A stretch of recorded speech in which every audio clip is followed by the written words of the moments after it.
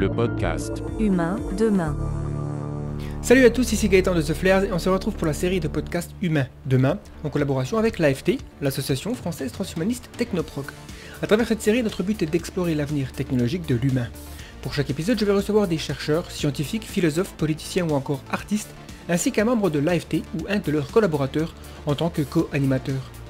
Dans cet épisode, nous recevons Frédéric Balmont, auteur du livre Transhumanisme, la méditation des chiens de paille. Nous allons parler de la spiritualité et la métaphysique au sein de la pensée transhumaniste. Ce podcast est disponible en version vidéo sur YouTube et en audio sur les applis de podcast. Comme d'habitude, si vous aimez ce que nous faisons, le meilleur moyen de nous le faire savoir est de partager nos contenus. On vous souhaite une bonne écoute. C'est parti. Merci Frédéric d'avoir accepté notre invitation. Déjà, je vais te poser une question assez générale. C'est simplement de te présenter, de parler de ton parcours, tes intérêts et aussi quand est-ce que tu as découvert les idées transhumanistes et pourquoi est-ce qu'elles ont résonné avec toi? Alors, je m'appelle Frédéric Balmont et je suis actuellement inspecteur du travail. C'est mon métier, on va dire. Et puis, je suis trésorier et porte-parole de l'association française transhumaniste. On peut commencer avec peut-être l'enfance parce qu'en fait, quand j'avais 7 ou 8 ans, je suis allé voir des films de science-fiction au cinéma. Je pense que ça m'a beaucoup marqué. Je me rappelle notamment quand c'est sorti de Total Recall. D'ailleurs, à l'époque, on pouvait y aller très facilement, même en étant tout gosse. Et je me rappelle que ma mère me cachait les yeux quand on voit le mutant Watto. Mais en tout cas, ça m'a fait, prendre conscience si vous voulez, des différentes espèces. Ça m'a un petit peu décentré de l'homme. Voilà, j'étais sensible à la question de l'étranger. Et l'interrogation après de l'étrangeté à soi ou à son groupe, et avec une sensibilité du coup à la question de la domination. Et c'est pour ça certainement que je suis venu à être un démocrate radical, si on peut dire. À cette époque aussi, je me souviens, je suis tombé parce que mon père avait des magazines Géo, et si je me souviens bien, dans un de ces Géo, il y avait un article de Yves Pacalet, c'est un écologiste qui a écrit récemment un livre qui a eu du succès, L'humanité disparaîtra, bon débat. Et à l'époque, je suis tombé sur cet article et ça parlait déjà d'écologie. J'étais très vite sensible aux questions d'écologie, aux questions de l'animalisme aussi. Voilà, ça m'a quand même décentré de l'homme. Je me suis dit, mais voilà, l'homme est capable de faire des choses quand même très problématiques, des choses cruelles. Et parallèlement à ça, dans ma famille, il y avait des personnes qui pratiquaient l'occultisme. Les côtés obscurs là-dedans, des problèmes personnels et tout ça, mais en tout cas, ça m'a fasciné. J'ai été fasciné par l'exotisme et la diversité des croyances. Donc, j'ai toujours été, intéressé par ces questions-là. Et je me suis intéressé justement aux diverses branches, aux diverses croyances, aux différents mythes et tout ça, avec le caractère multiple et l'incompatibilité aussi de certaines formulations, de certaines bases, de certains principes. Et ça s'est confirmé plus tard, puisque j'ai toujours été, quand j'ai fait mes études de philosophie, j'étais très très intrigué et fasciné par la diversité des pensées, des principes, et notamment je me suis beaucoup intéressé à des penseurs qui mettaient quelque chose d'irrationnel au cœur de leur système. Schopenhauer par exemple, l'idée d'une volonté comme ça qui soit une poussée absurde. Donc ça si vous voulez, c'est mon background, si on peut dire. Et j'ai découvert le transhumanisme en 2000. En 2000, j'étais donc en terminale. Et là, j'ai vu un documentaire sur Kurzweil, sur la singularité, sur ces questions-là. Ça m'a complètement fasciné. Et j'y ai pensé, en fait, j'y ai réfléchi tout au long de mes études. Simplement, j'avais une vision négative. Je me disais, le transhumanisme, il y a une philosophie de l'histoire qui est un petit peu naïve, c'est scientiste, c'est vraiment pas quelque chose qui m'attire ou qui est dans mes cordes. À l'époque, j'étais toujours écologiste et syndicaliste. Je m'intéressais à des pensées de politique radicalement démocratique, castoriadiste, tout ça. Et en fait, tout a changé en 2017. 2017, c'était pour moi une année de grand bouleversement, parce qu'à la fois, il y a eu l'élection de Macron, et là, je me suis dit, en fait, on va avoir un problème, étant donné la pression à la catastrophe écologique, l'élection de Macron va impliquer un retard. C'est-à-dire qu'on est là avec un politique, et moi il me semblait en fait qu'il n'avait pas vraiment de fond, pas vraiment de vision, mis à part peut-être l'argent ou favoriser les puissances d'argent. Je me suis dit là, il y a un échec politique et on va être coincé. Alors là j'ai l'impression que actuellement ce qui se passe me donne raison, à la fois Vous voyez, sur la question de l'écologie, aussi sur la question des retraites, on s'écharpe pour savoir 62, 60, 64, alors qu'avec l'intelligence artificielle, avec les biotechnologies, on devrait déjà investir et réfléchir à l'après-retraite, à l'après-travail, au partage des valeurs, de la valeur qui est créée. On devrait réfléchir à la question des revenus universels, tout ça. Et là, on est voilà vraiment dans des toutes petites questions politiques. J'ai l'impression que ce monde est fini en quelque sorte, mais voilà, on a une classe politicienne qui n'a pas de vision et du coup qui est bloquée sur un vieux monde en fait. Et donc il y a eu ça cette année, en 2017. Par ailleurs, c'est l'année aussi où j'ai vu Westworld. Par ailleurs, j'ai eu aussi quelques petits soucis de santé. Et en fait, tout ça a fait que j'ai eu un renversement complet de perspective. Et je me suis dit, on ne pourra rien faire de valable, que ce soit dans une politique qui soit émancipatrice, mais aussi au niveau écologique. C'est trop tard, on ne pourra plus rien faire juste avec notre bonne volonté, la politique et l'action. Il va falloir qu'il y ait aussi une révolution technologique, il va falloir qu'on soit aidé par la technique. J'ai complètement revu ma vision du transhumanisme. Je me suis dit, finalement, cette philosophie de l'histoire, elle est profonde, elle est intéressante. Derrière, il y a une vision de l'être, du cosmos, il y a une philosophie de l'information. Et on peut avoir une pensée qui soit belle, qui soit profonde, et on peut avoir une esthétique aussi vraiment très intéressante avec le transhumanisme. Et c'est là que je me suis engagé dans l'AFT et que j'ai écrit mon livre Méditation des chiens de paille. Alors justement, ton livre s'appelle Transhumanisme, la méditation des chiens de paille. Que signifie le titre? Et puis aussi, du coup, c'est quoi la thèse finalement que tu défends dans cet ouvrage? Quelles sont les grandes idées que tu voulais faire passer avec? Dans la Chine ancienne, il paraît que quand ils faisaient des fêtes, ils créaient des chiens en paille et puis ils les jetaient dans le feu. Et du coup, Lao Tse, dans le Tao Te Ching, au chapitre 5, parle de ça. Et il dit, finalement, la nature traite les humains comme chiens de paille. Alors là, je me suis dit, mais est-ce que finalement, du coup, cette nature qui est indifférente aux passions humaines et qui nous traite comme ça, comme rien, et on meurt comme ça de manière très hasardeuse, est-ce que finalement c'est valable? Est-ce que c'est bien? Est-ce qu'il faut s'harmoniser avec ça? Ou est-ce que les chiens de paille ne pourraient pas se révolter? Puis après tout, si la nature est indifférente, on peut faire ce qu'on veut, finalement. Quoi qu'on fasse, elle est indifférente pareil. Donc, est-ce que les chiens de paille ne pourraient pas avoir autre chose à dire? Est-ce qu'ils ont dit leur dernier mot? Et si vous voulez, dans ce chapitre de Lao Tse, il dit aussi le sage traite les hommes également comme chiens de paille.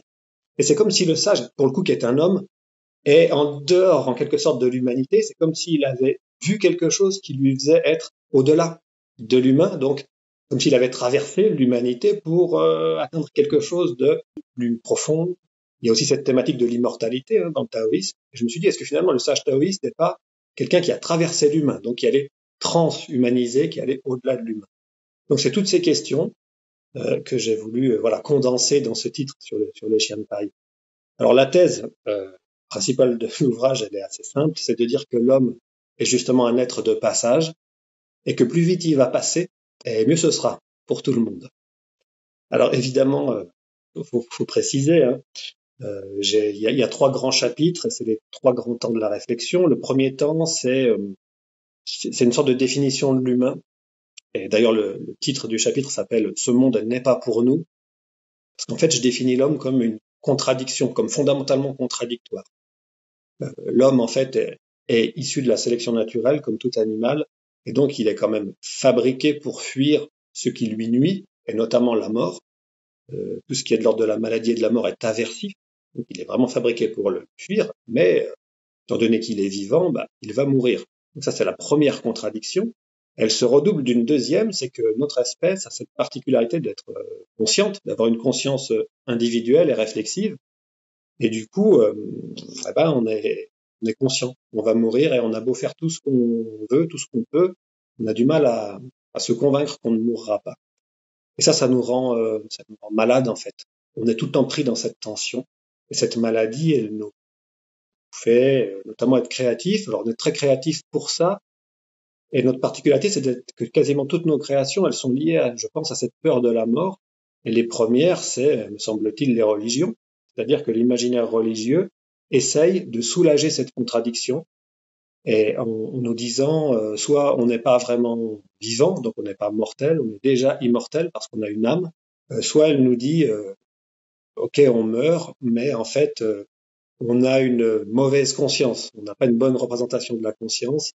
Ça c'est les philosophies plutôt chamanistes ou animistes, et on est en fait une part de la conscience universelle, de la conscience du monde, et donc c'est pas si grave de mourir. Donc voilà, l'homme, fondamentalement, dans ses premières créations imaginaires, se voit comme déjà autre chose qu'un homme, comme déjà plus qu'un homme.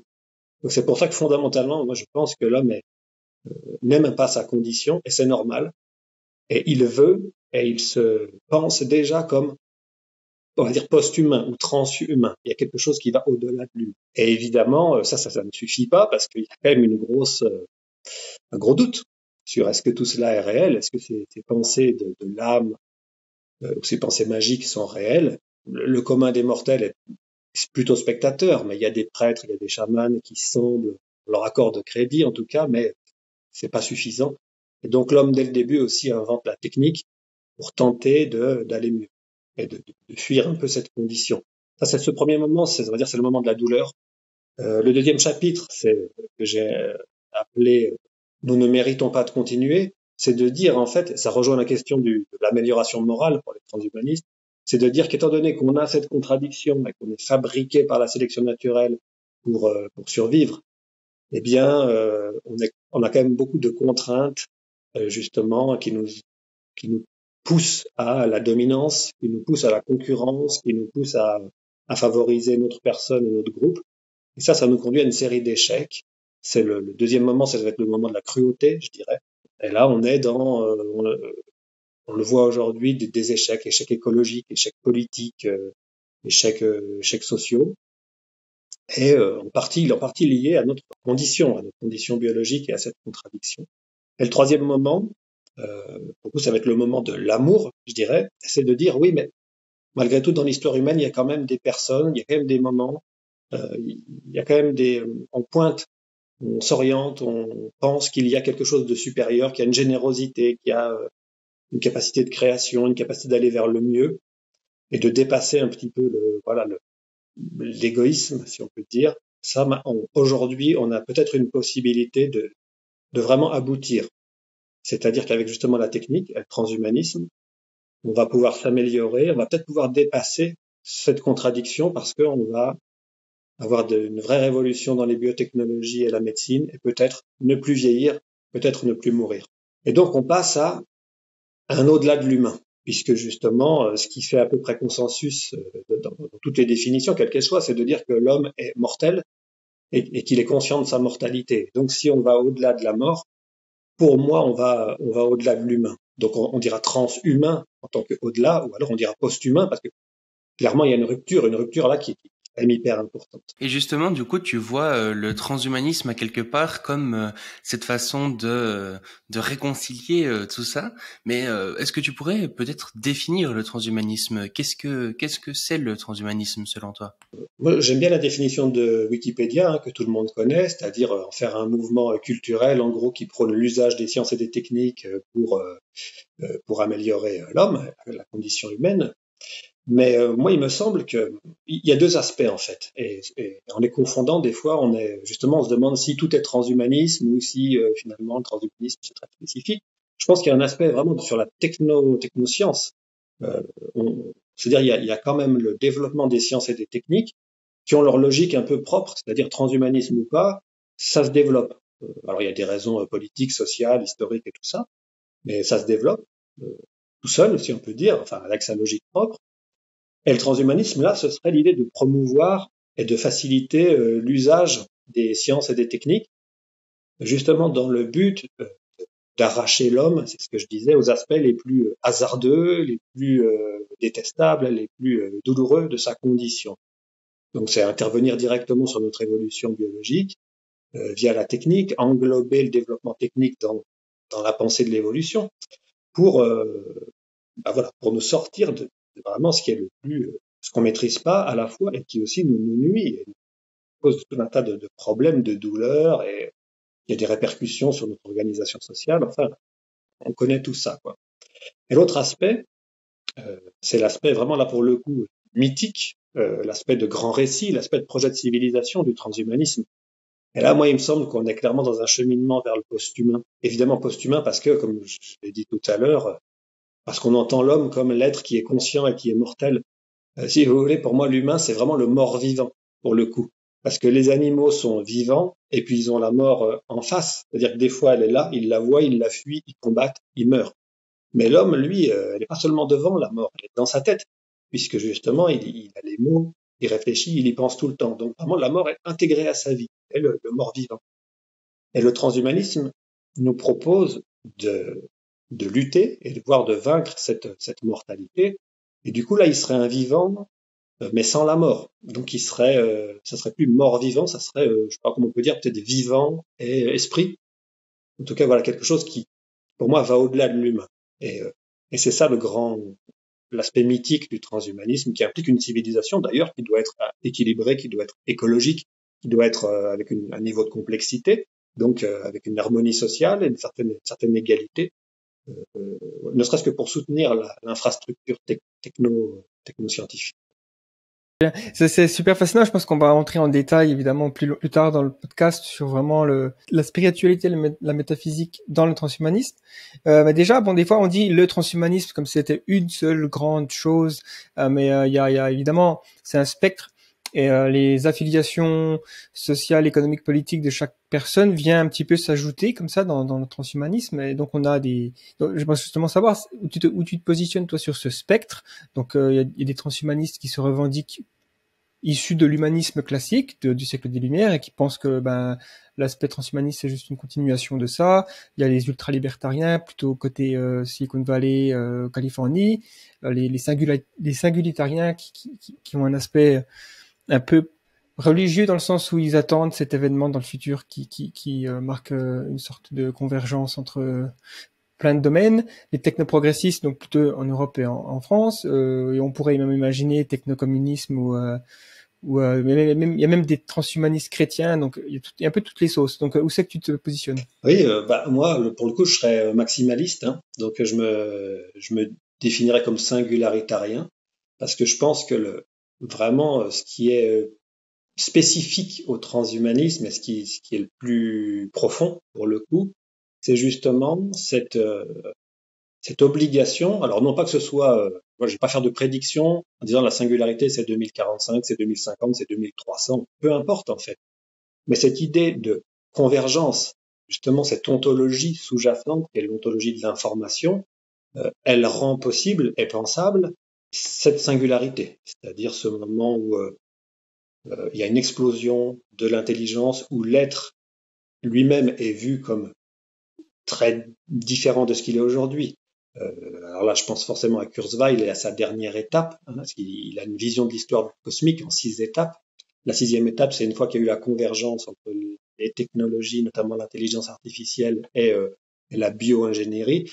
On a une explosion de l'intelligence et tous les processus de l'univers, les processus physiques et énergétiques, participent à l'accroissement de l'intelligence, de la conscience. Tout ça, ça me paraît être rendu possible par l'ontologie informationnelle du transhumanisme. Et du coup, peu importe la date, mais le transhumanisme nous pousse à penser ça. Ce qui me semble, c'est ça qui me semble être vraiment l'aspect le plus profond et l'aspect le plus provocateur dans le bon sens du terme du transhumanisme. Donc moi, je vais me définir comme singularitarien.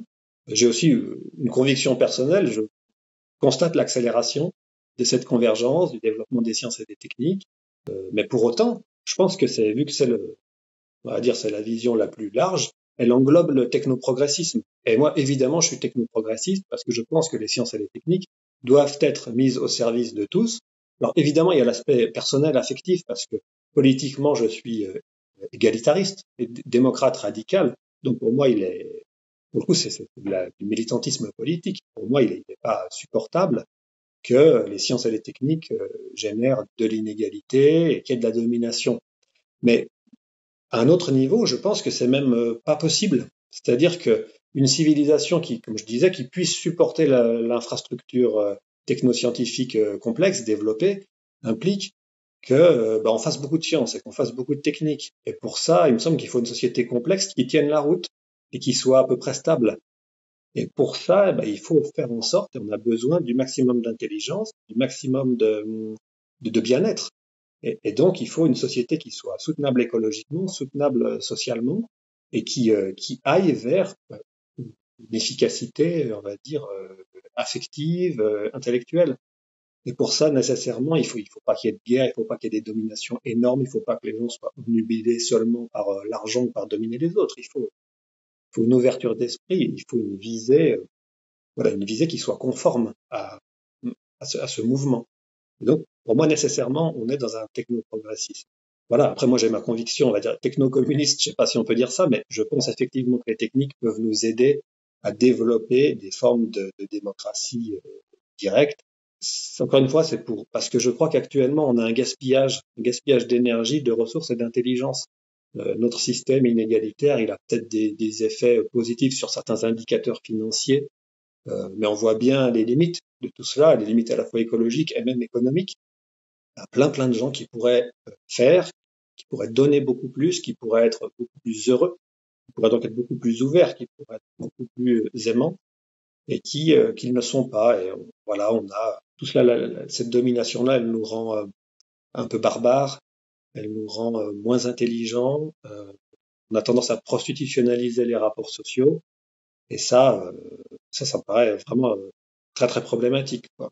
Et donc il y a aussi quelque chose d'intéressant dans les critiques du transhumanisme, parce que évidemment c'est une position qui peut, comme tu l'as dit, être provocatrice. Aujourd'hui, j'ai l'impression que les bioconservateurs, les naturalistes, sont les personnes qui sont considérées comme les plus fervents opposants au transhumanisme. On peut aussi peut-être inclure les religions fondamentalistes, peut-être. Quels sont leurs arguments? Et j'aimerais aussi que tu essaies de te placer peut-être d'un point de vue, éviter de faire de l'épouvantail rhétorique, mais plutôt d'essayer de faire ce qu'on appelle l'homme d'acier en argument rationnel, c'est-à-dire présenter les arguments sous leur meilleur angle. Donc voilà, quels sont les arguments, les meilleurs arguments les plus solides du point de vue bioconservateur, naturaliste, contre le transhumanisme, on va dire.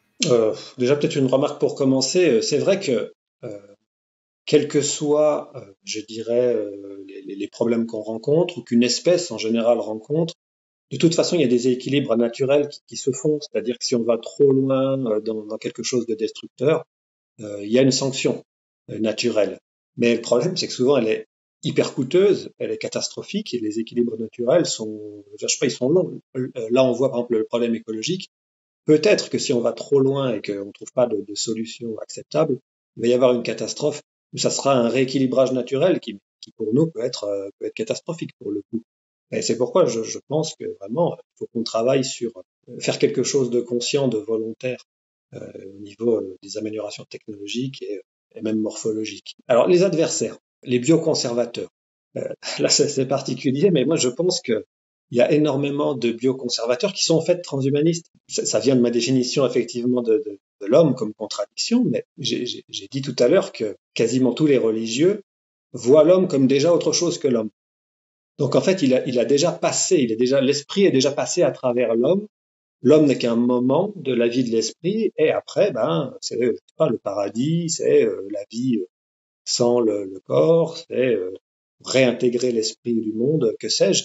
En tout cas, l'homme n'est qu'un moment. Et en fait, il y a ce transhumanisme que j'appellerais transhumanisme du déjà là. Mais pour eux, il se fait naturellement. C'est-à-dire, il n'y a pas c'est pas lié à la technique.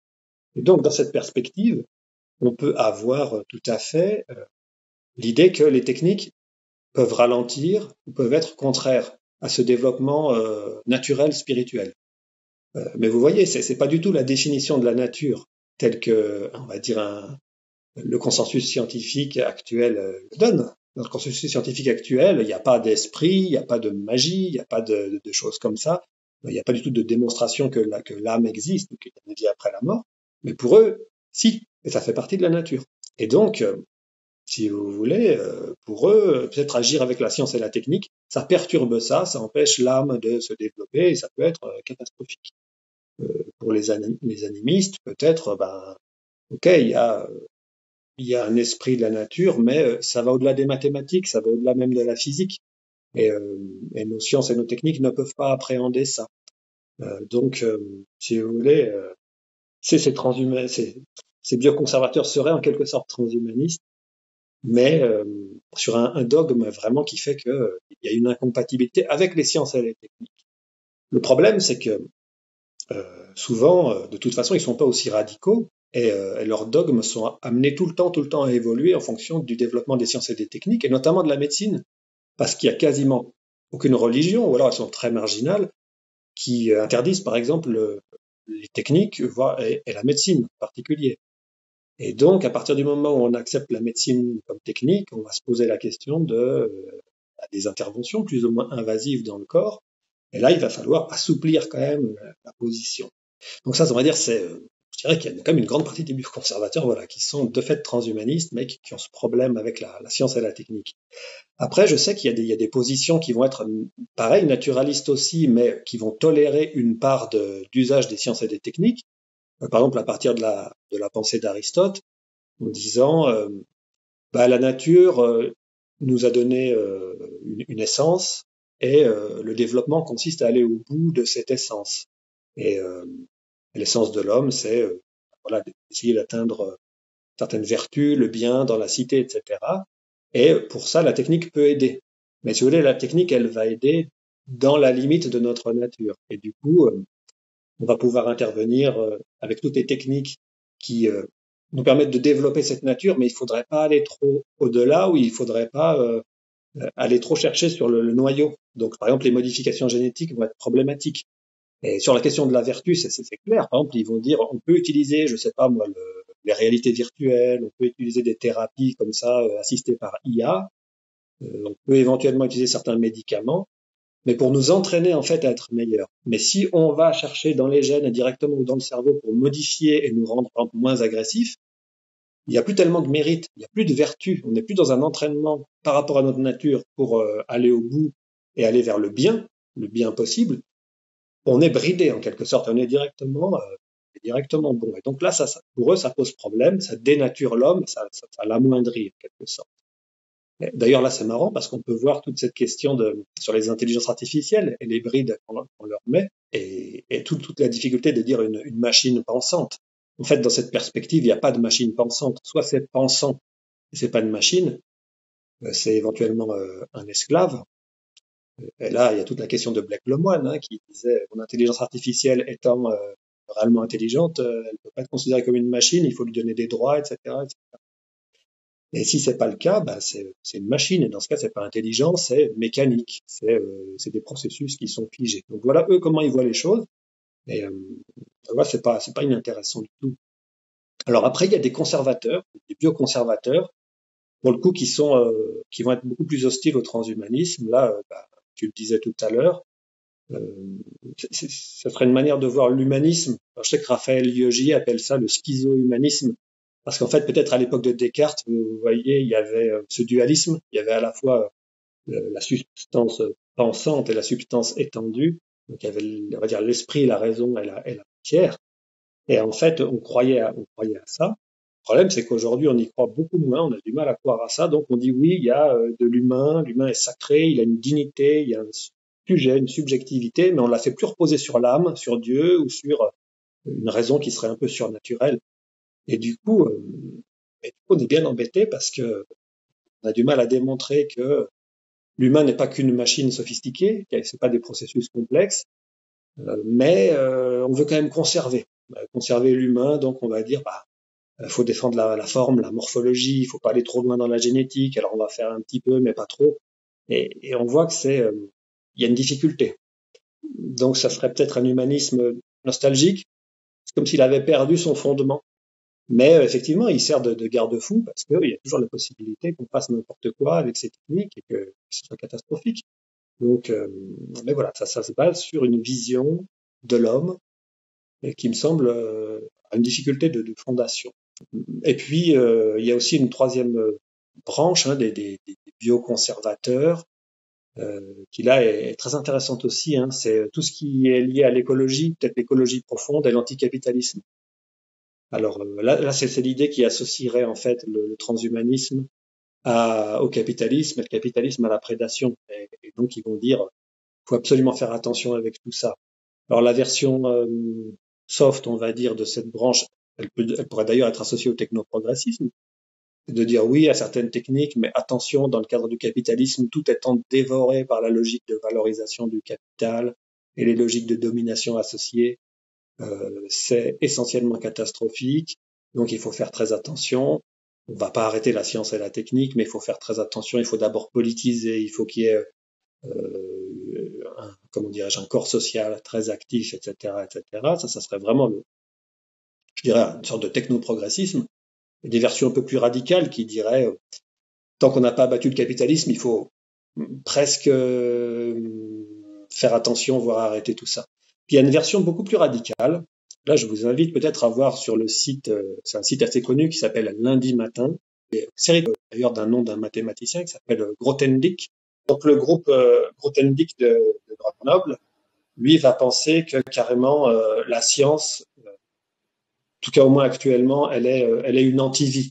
Elle va appréhender tous les phénomènes d'une manière complètement déconnectée de ce qu'est la vie. Et donc, moi, je les ai appelés, je les ai contactés, j'ai essayé de comprendre ce qu'ils disaient, ce qu'ils pensaient. Mais je suis pas arrivé à avoir vraiment de précision. Mais pour moi, derrière, il y a une vision de la vie avec quelque chose de presque mystique ou ésotérique. Enfin, il y a une vision de la vie qui, pour moi, elle repose sur quelque chose que j'ai du mal à appréhender et qui va au-delà, en tout cas, de ce que peut en dire la science actuelle, mais c'est bizarre. Il y a un fondement qui me paraît presque métaphysique.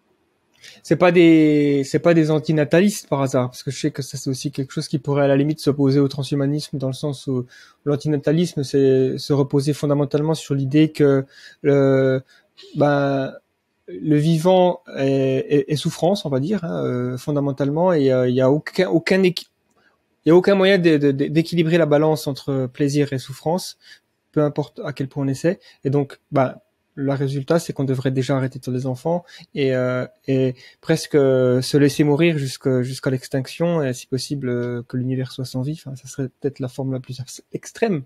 Alors là, je crois pas pour eux, parce que pour le coup, il y a une valorisation de la nature telle qu'elle est. Et c'est ça qui est très étonnant. Donc, ils ont une vision de la vie qui semble, à première vue, pas du tout liée à ces considérations-là, ni même à des choses de type âme ou magie, etc.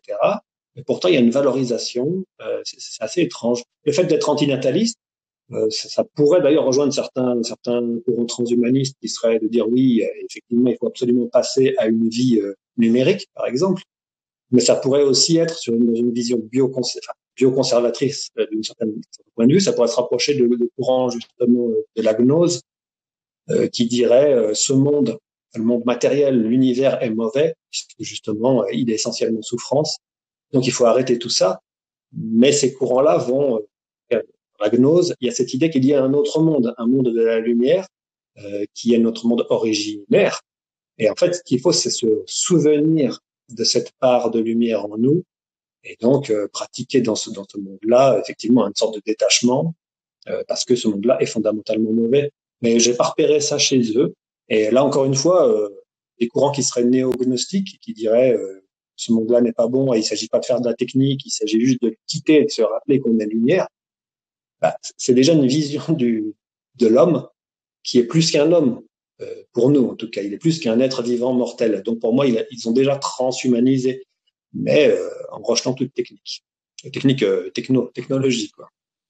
Et ce que je trouve très intéressant avec ce genre de mouvement, je sais pas si c'est le cas précisément pour celui que tu parles ici, mais que c'est souvent cette idéalisation du vivant ou d'une certaine nature altérité qui, à la base, vient un peu d'un mouvement écologiste, donc plutôt de gauche, finalement va souvent les ramener petit à petit vers de la droite, voire même de l'extrême droite, dans le sens pur d'être réactionnaire, de vouloir revenir en arrière à une forme de nature idéalisée des peuples primitifs, le primitivisme et tout ça. Et du coup, ils vont souvent, quand même, j'ai l'impression, s'opposer à tout un tas de progrès technologiques et sociaux, comme, par exemple, certains vont être anti-avortement ou bien même anti-transgenre, par exemple. Il me semble pas que c'est dans ce groupe-là, Grothendieck, qui soit d'extrême droite. Par contre, effectivement, il va avoir une vision très naturaliste, à valoriser la nature. Et c'est ça qui m'étonne, parce que je n'arrive pas à voir si derrière il y a une sorte de mystique de la vie. J'ai l'impression qu'il y a quelque chose comme ça, mais c'est pas du tout clair. Par contre, ils vont valoriser, oui, il y a un néo-primitivisme, me semble-t-il, assez clair là-dedans, mais qui serait pas là d'extrême droite. C'est plutôt une vision des peuples premiers ou de peuples futurs qui seraient en accord avec la nature et qui seraient beaucoup plus en harmonie, même entre eux, et potentiellement un peu sur un mode anarchiste. Mais par contre, c'est vrai que quand on est dans des groupes qui sont peut-être un petit peu plus radicaux ou un peu plus combattants, il peut y avoir une dérive ou même un fond d'extrême droite, parce qu'il suffit qu'on voit la nature. Parce que c'est toujours pareil, hein, quand on n'est pas sur quelque chose de critique et avec le consensus scientifique et le débat, on peut se faire une représentation de la nature qui va être par exemple hiérarchique, qui va être avec du plus et du moins, avec des rôles, par exemple pour les hommes, pour les femmes, pour des gens qui ont plus de qualité, de talent, etc. Et là, on peut effectivement être dans une vision qui va justifier la hiérarchie et la domination. Et donc là, on peut très vite être dans des idéologies, on va dire, d'extrême droite. Moi, pour définir justement l'extrême droite, je reprends la grille de Alain Beer, et il dit, en fait, il y a 3 composantes majeures dans l'extrême droite qui reviennent tout le temps. C'est l'inégalité comme principe vraiment fondamental, fondateur de la nature, l'identité, c'est-à-dire qu'on a des identités fixes, on va dire, nous, on va considérer que c'est fétichisé, c'est-à-dire que l'identité n'est pas un processus historique, c'est quelque chose qui sort de la nature, justement. Et puis, la pugnacité, c'est-à-dire c'est dans la bataille, dans la guerre que l'identité est conservée et que finalement les hiérarchies naturelles sont remises dans le bon ordre. Donc là, voilà, pour Alain Beer, c'est ça l'idéologie d'extrême droite dans le fond, quoi. Donc il faudra analyser ces gens-là à partir de ces philosophies-là, à partir de cette grille, et on va se faire une idée, ouais, si on peut les considérer d'extrême droite. Mais là, je suis pas sûr pour eux, mais il y en a, ouais, c'est vrai. Du coup, est-ce que tu penses qu'on a toujours été transhumaniste parce que d'une certaine façon, ce serait le propre de notre espèce, ce serait le propre de notre espèce, et puis que le transhumanisme serait finalement qu'une sorte de mise à jour moderne de cette pulsion d'amélioration de nos conditions, ou bien au contraire, non, on n'a pas toujours été transhumaniste? Là, c'est pareil. Tout dépend du point de vue. Par rapport à ce que j'ai dit au niveau des religions et du fait que l'homme est dans cette contradiction et qu'il a toujours voulu sortir de sa condition, on pourrait dire oui, il est fondamentalement transhumaniste et qu'il est conscient de lui-même, donc conscient qu'il est mortel, il va vouloir sortir de sa condition.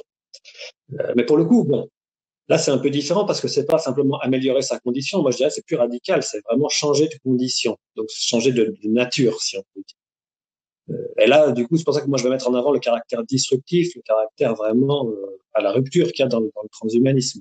Là, on a cette question de l'homme. C'est ça qui est. On dit oui, les transhumanistes n'aiment pas l'homme. Moi-même, je le dis, il faut en finir avec l'homme. Il faut que l'homme passe au plus vite. Il y a une question de marketing, une question de provocation, évidemment, mais il faut pouvoir aller au-delà. C'est-à-dire, il faut vraiment voir de quoi on parle, le concept. Par exemple, à l'AFT, on a une vidéo de Marcou où il dit, mais finalement, l'homme a toujours été transhumaniste, en gros, et c'est dans la nature de l'homme d'avoir une nature ouverte. Alors là, ok, là on serait d'accord. C'est-à-dire l'homme n'a pas vraiment d'essence, il n'a pas vraiment de nature, elle n'est pas figée en tout cas, il est toujours en devenir. Et donc, voilà, il disait, mais ce qui doit y avoir quelque chose de peut-être de sacré, ça va être la conscience. Mais donc dans ce cas-là, je serais tout à fait d'accord avec lui. La conscience, on pourrait dire la réflexivité ou l'esprit, si on veut être un peu plus large, un peu plus métaphysique, quoi, plus flou, je sais pas. Là, ok. Mais la question, c'est est-ce qu'on est toujours humain? Là, il va y avoir tout ce débat. Moi, il me semble qu'il y a vraiment quelque chose de très fort avec l'idée de mort.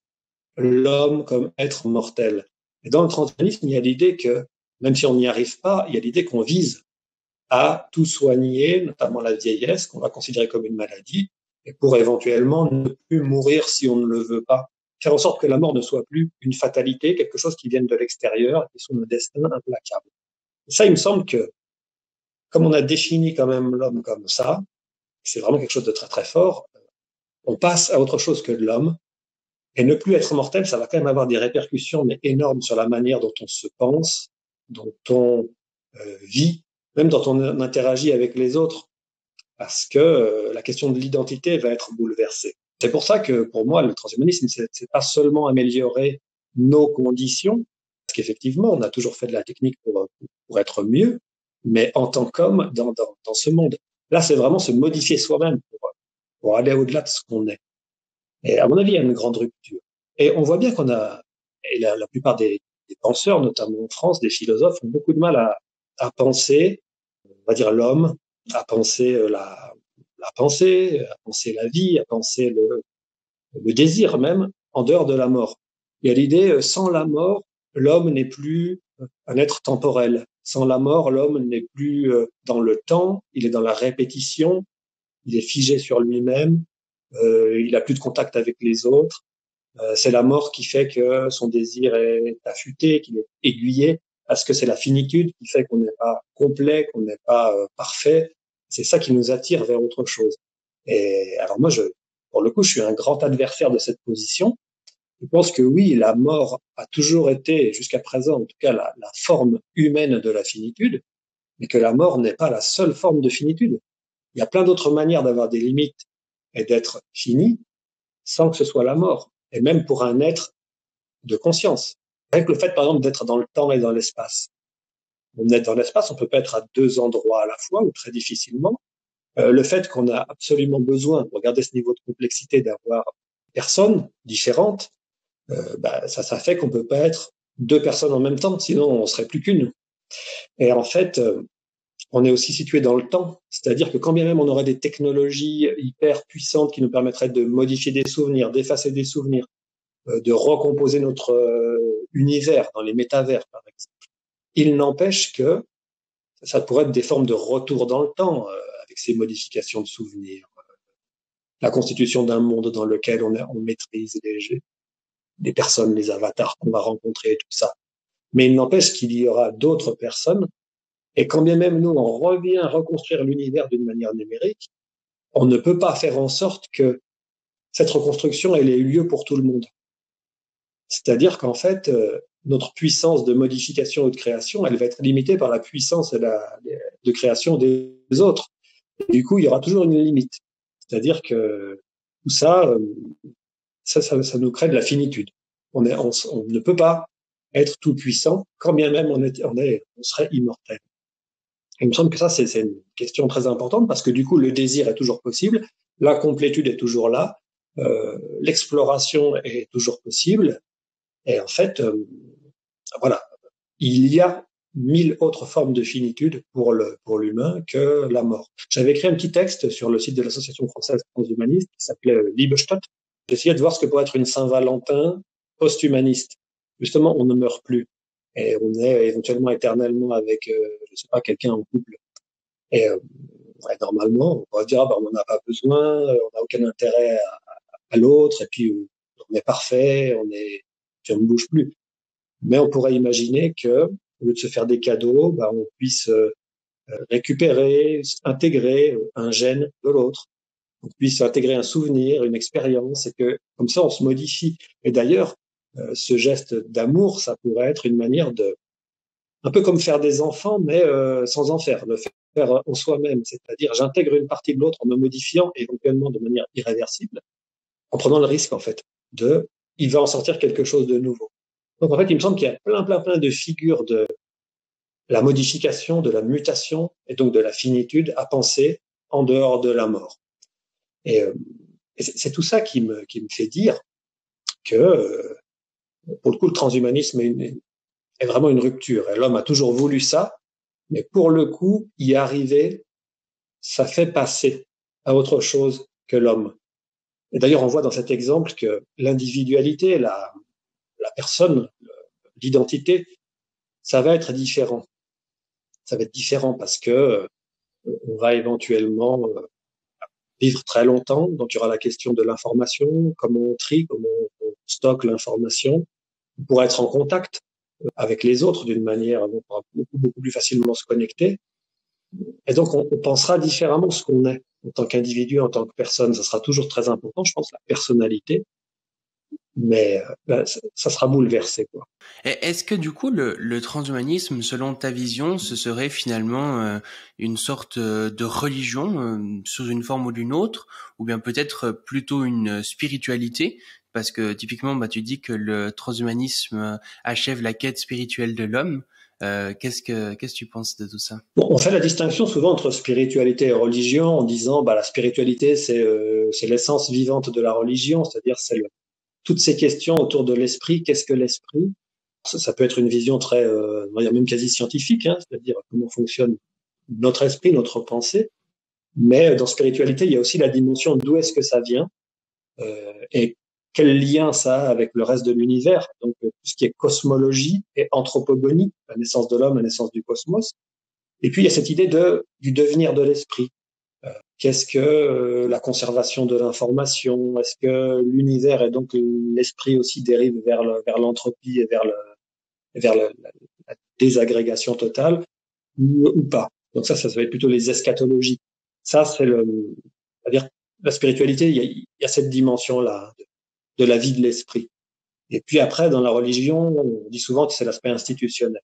Alors, c'est vrai que je me suis posé la question, comment définir la religion, et c'est assez difficile finalement. On voit qu'il n'y a pas forcément toujours de surnaturel. Parce qu'il y a des religions qui vont être naturalistes ou qui vont avoir une vision de la moniste, et donc la nature est un bloc qui englobe tout. Il y a des religions d'ailleurs même qui peuvent être totalement athées. Je crois qu'il y a des écoles du bouddhisme où il n'y a pas ni surnaturel, ni Dieu, ni même d'âme ou de réincarnation. Il n'y a pas forcément d'église, de prêtre. C'est difficile à définir. Si je tentais une définition de la religion, très très large, je dirais que c'est un fait social qui va organiser les représentations.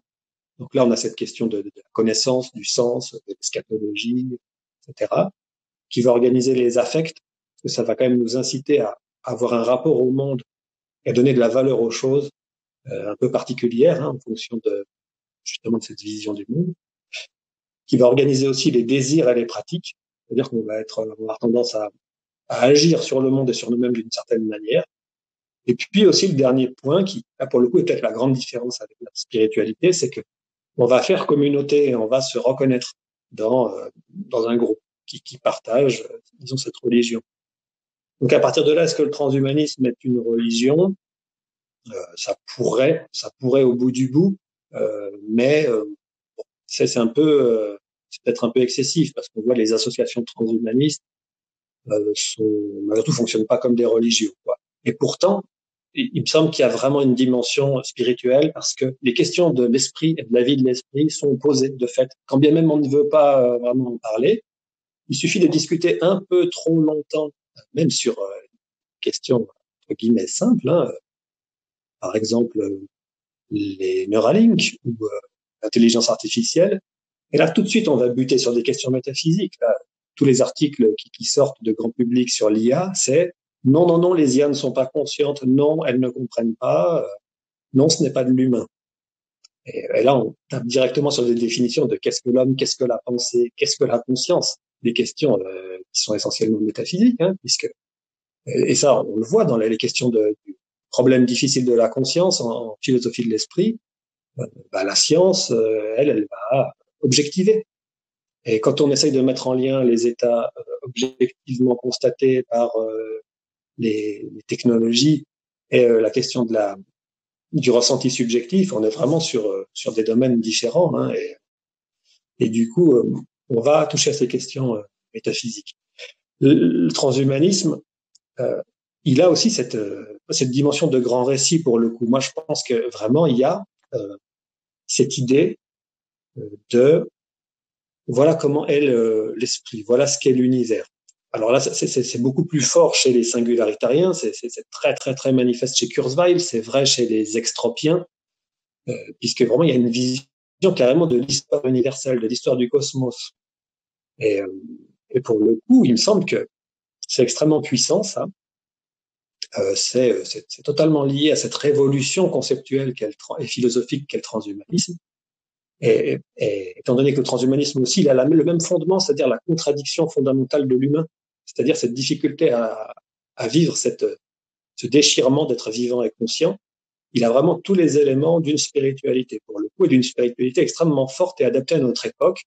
Parce que quoi qu'on en dise, on est à une époque où les religions, malgré tout, j'ai l'impression, sont en perte de vitesse ou s'éclatent, parce que on est beaucoup moins crédule. De fait, on a des méthodes scientifiques, on a là l'esprit critique, et c'est difficile de prendre pour argent comptant les dogmes ou les croyances, on va dire, surnaturelles ou magiques des religions. Et on voit aussi la multitude, parce on est tous interconnectés, et on voit qu'il y a énormément de visions de l'esprit, de la nature, de la surnature, etc., qui sont complètement bigarrées, qui sont chatoyantes, qui sont parfois incompatibles. Et on se demande qu'est-ce qui fait qu'une serait plus crédible que l'autre. A priori, c'est pas le cas.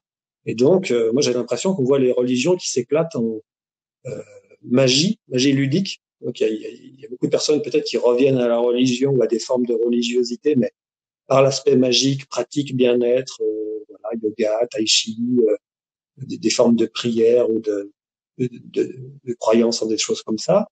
Et puis de l'autre côté, l'aspect identitaire, avec il y a une panique politique et culturelle, et puis on se rattache à ça parce qu'on est un peu dans le désarroi, mais aussi parce qu'on a peut-être du mal à croire à tout ça.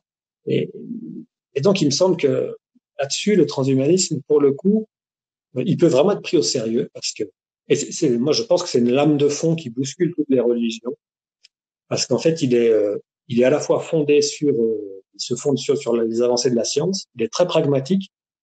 Il prétend pas avoir des résultats dans un autre monde, ou dans une vie après la mort. Il est comptable de ses résultats ici et maintenant. Et donc, c'est immédiatement qu'on voit des réalisations concrètes. Donc ça lui donne quand même un avantage énorme. Et il y a des progrès, de fait.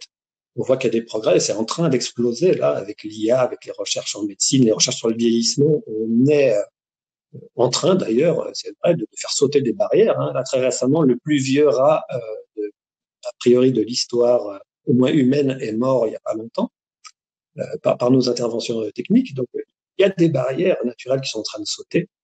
Et donc, ça donne vraiment un avantage énorme au transhumanisme. Et puis, ce transhumanisme, il a cette ontologie de l'information. Peut-être pour en dire deux mots, on voit que là, c'est une dimension métaphysique, et on peut pas, de toute façon, ne pas aller dans la métaphysique. Même en sciences, dans les sciences les plus dures, quand on va au fondement des sciences, par exemple en physique, on va tomber sur des questions métaphysiques. Est-ce qu'il y a de la matière? Est-ce qu'il n'y a pas de matière? Est-ce que la conscience ou l'esprit joue là-dedans? Est-ce qu'il faut être réaliste? Est-ce qu'il faut être nominaliste? Tout ça, c'est des questions en fait métaphysiques. Dans le transhumanisme, on a une ontologie de l'information. On voit par exemple chez Kurzweil, c'est l'idée de dire au fondement de l'être, il y a la notion d'information, plus forcément de matière ou d'énergie ou d'esprit, et tout est information. D'ailleurs, ça remonte aussi à la cybernétique. J'adore la définition de l'information de Gregory Bateson, puisqu'il dit l'information, c'est une différence qui fait la différence, ou qui produit de la différence. Donc, on voit qu'il y a le côté d'interaction entre des parties, et c'est ça qu'il appelle l'esprit, en fait. Et je crois que cette ontologie, elle est hyper ouverte, extrêmement puissante. On voit que on peut lire toute l'histoire de l'univers comme l'histoire de l'information qui va être dans des processus récursifs, qui va boucler sur elle-même, augmenter en complexité, et chaque étape va permettre de modifier en retour l'étape précédente pour atteindre en complexité. Par exemple, aujourd'hui, on a une étape où nos techniques, notamment mécaniques et physiques, nous permettent d'agir jusque sur le génome, via de la chimie moléculaire, hein, CRISPR-Cas9 et tout ça, et même jusque sur la structure atomique. Alors avec l'énergie atomique dans le meilleur des cas, avec des armes, hein, évidemment, dans le pire des cas. Et tout ça, c'est un peu l'information et donc l'émergence dans ces processus informatiques récursifs, l'émergence de l'esprit qui va avoir une action aussi, en quelque sorte, rétroactive sur les étapes précédentes.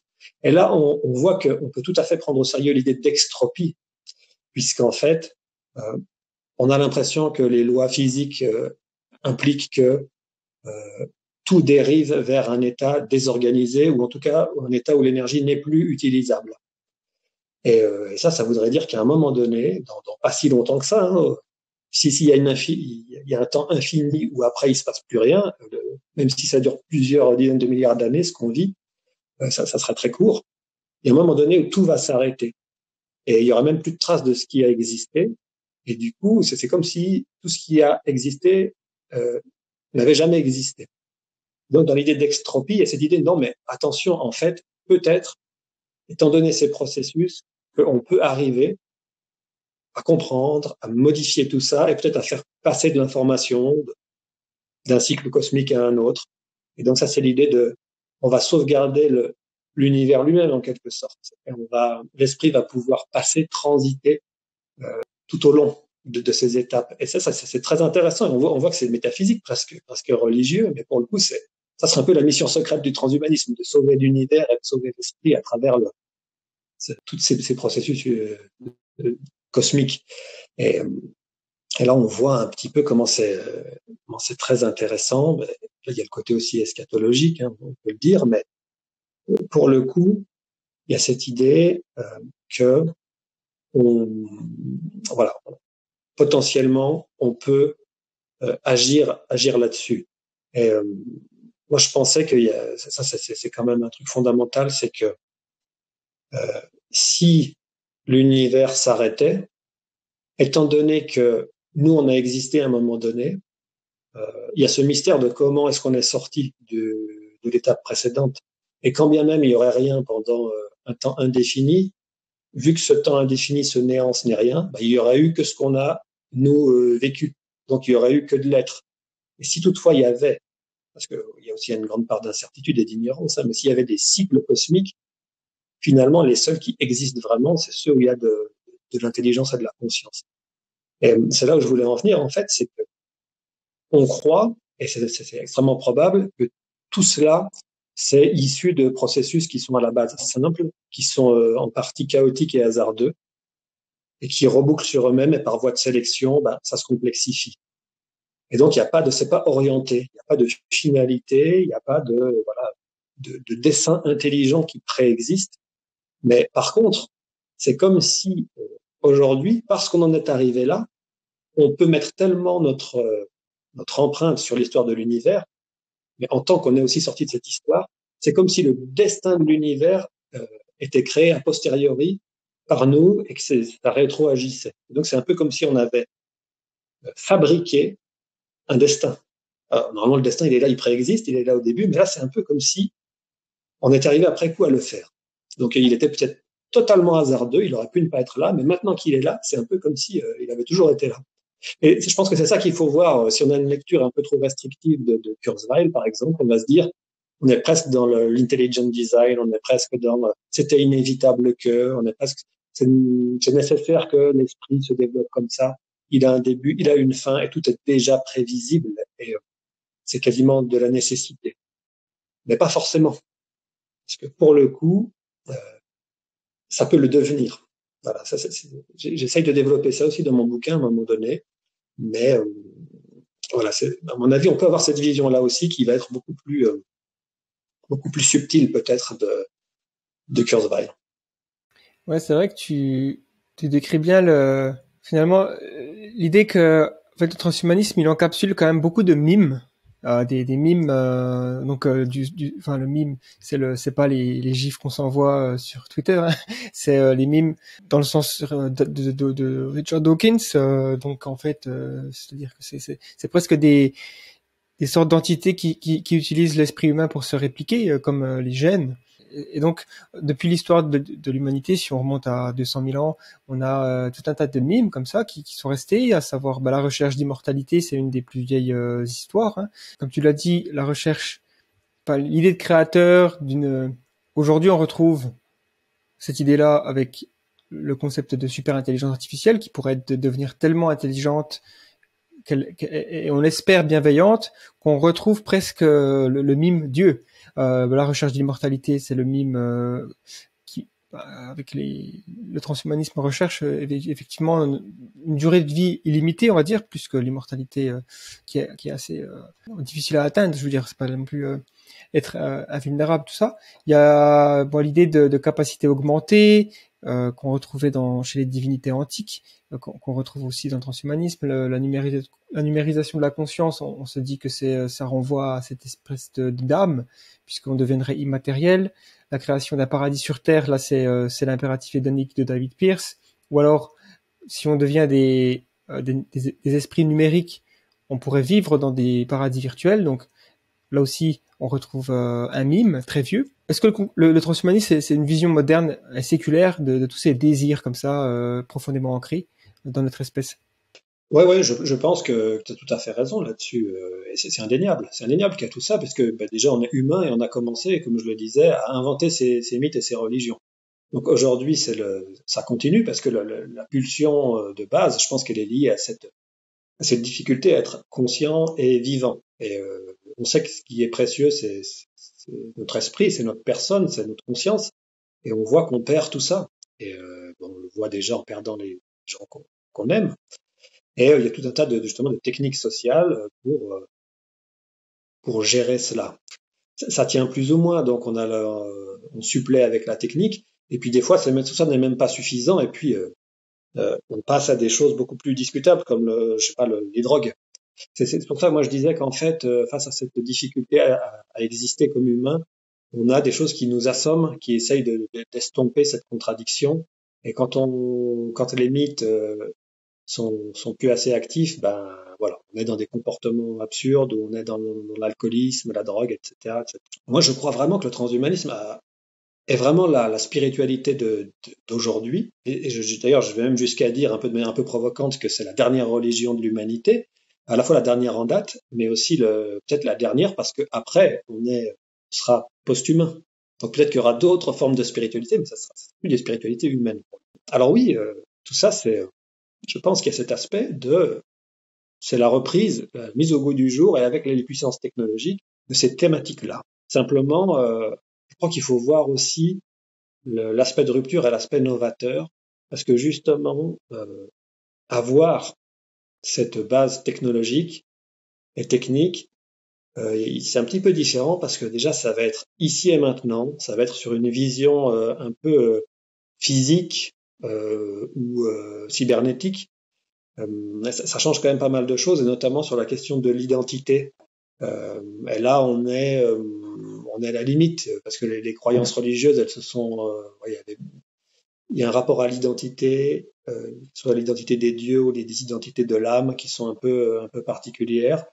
Là, il y a vraiment quelque chose qui correspond pas tout à fait, peut-être, en tout cas, au dogme religieux. Donc, les religions s'intéressent évidemment au transhumanisme. Elles ont tout intérêt à courir derrière, ou en tout cas à essayer d'intégrer les technosciences. Mais pour ça, elles sont obligées d'assouplir leur dogme, semble-t-il.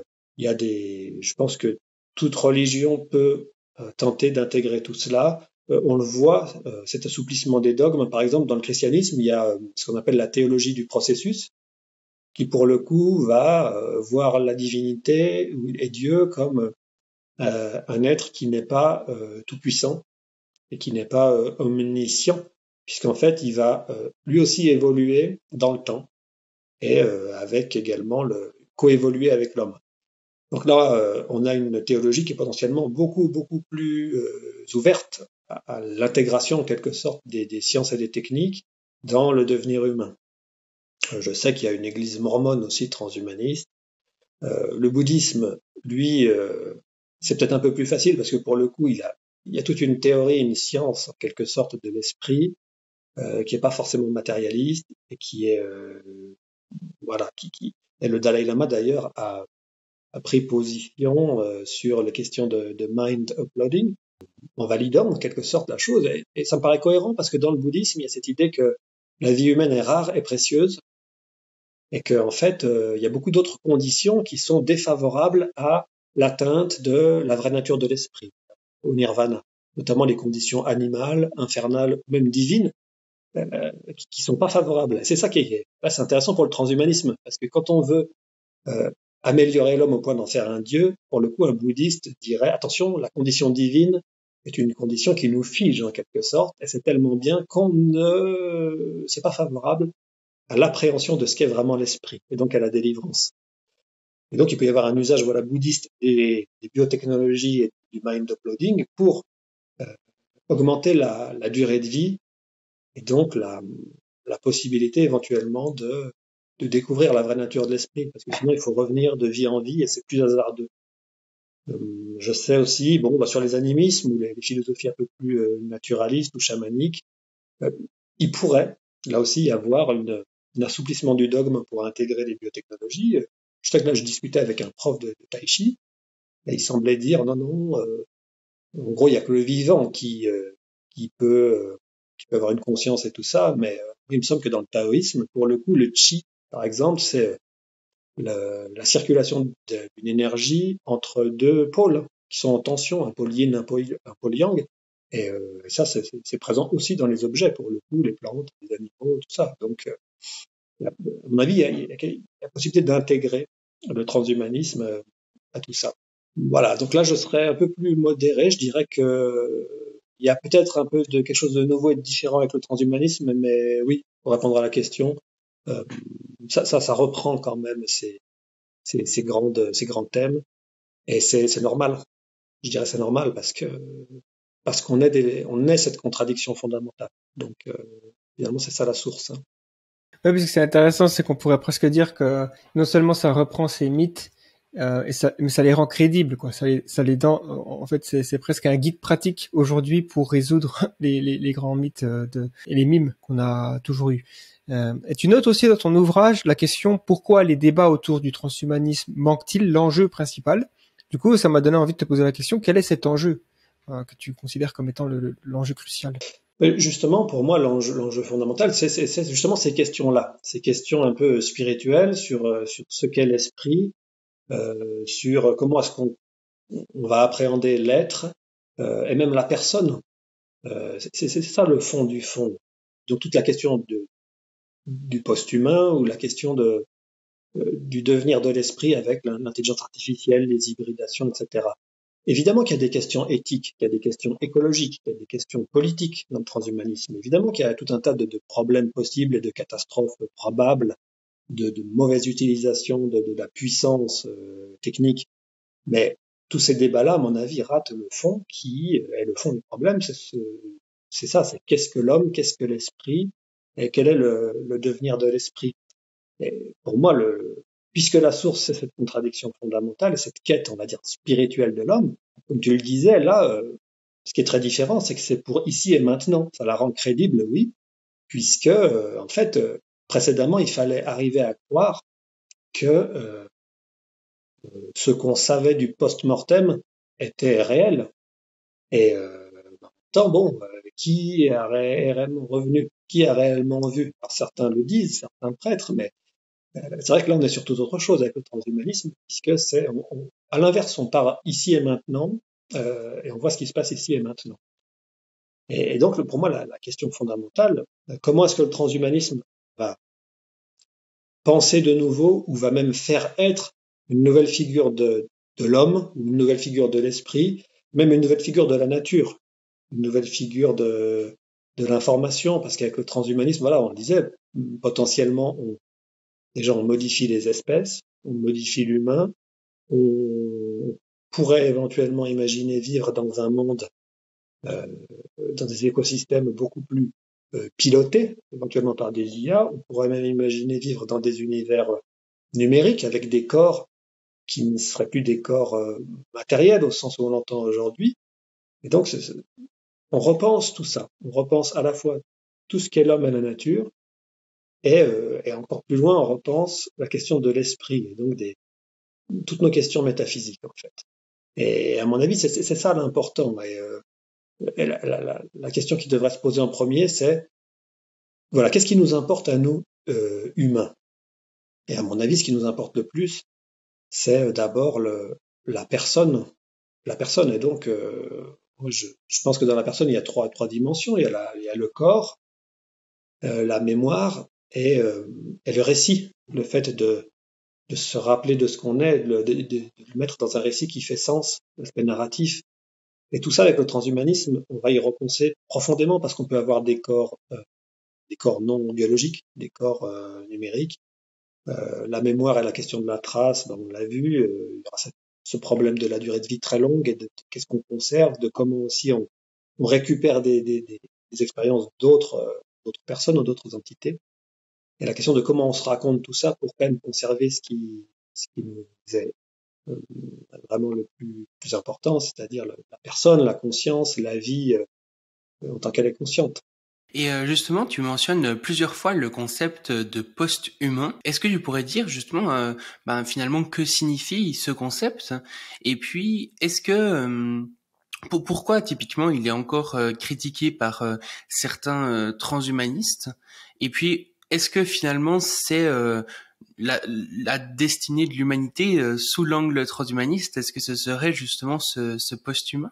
Ça, il y a le problème de la définition de l'humain. Qu'est-ce que l'homme? Qu'est-ce qui nous est important dans l'homme? Et qu'est-ce qu'on valorise? Quand on parle de post-humanité, de fait, les mots sont toujours piégés. Et, c'est très facile de caricaturer, de dire, bah du coup, ils sont plus pour l'humain, ils sont pour des machines, ils sont pour des processus automatiques.